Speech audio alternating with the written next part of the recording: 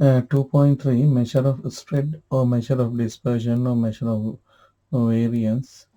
But we are going to talk about the variance in next lesson, next two lessons. That variance and this is have a different meaning. So I will take this one out. Um, a measure of spread is a measure of how spread out the data. So there are three measure of spread. One is range, interquartile range, and the interpercentile range. I didn't write that one. So the range we know already the difference between the largest and the smallest value in the data set. Range take into account all of the data but can be affected by extreme values. Assume that we have set of values like 1, 2, 3, 4, 5, and the last one is uh, 50. So then what is the range? Range is 50 minus 1 is 49.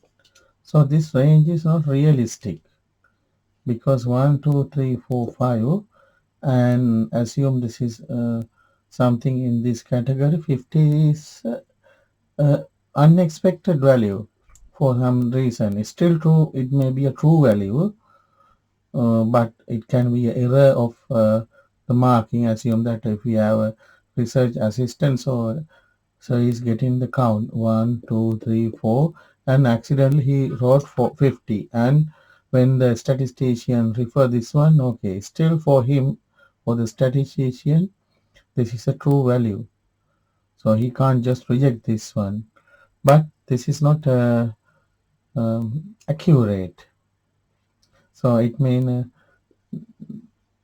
this if this is extreme value, so then the range is affected by this extreme value because it's not realistic.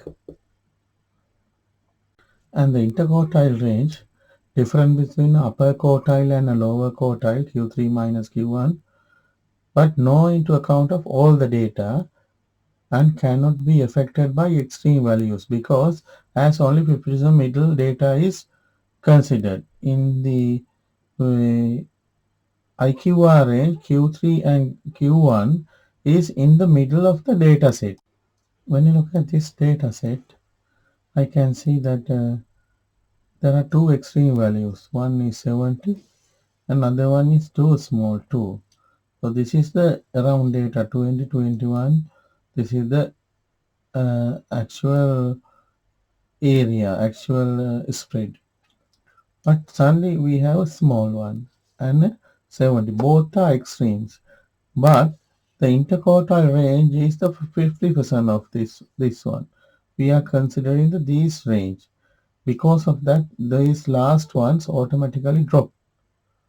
So hence 50% of middle data, hence data cannot be affected by the extreme values because only we consider the middle set of the data.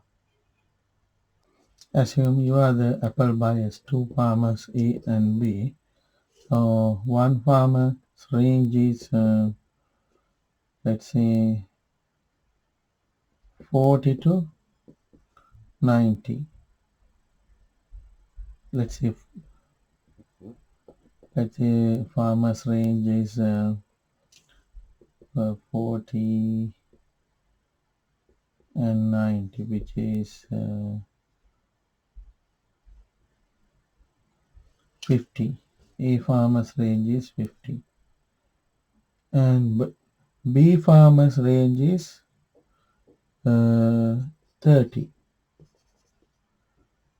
So then assume this range is 40 to 90, make 50 range.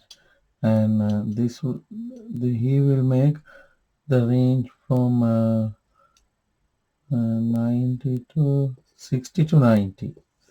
So 90 minus 60, 30. So then it is clear that this range is better. It is range is less and it is better. It is 60 to 90. So for the so this is a good apple.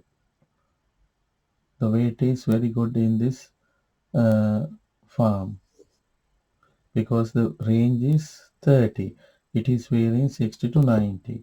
But this is 40 to 90. There are starting from 40. So it's not a, when comparative to B, A is not a good farm. The other one is interpercentile range, the difference between the value of two given percentile. Actually, nothing much to explain. In between 10 to 90 percentile range, if you select anything in between this range, is not affected by extreme values because the beginning at the end, we are dropping at beginning and end.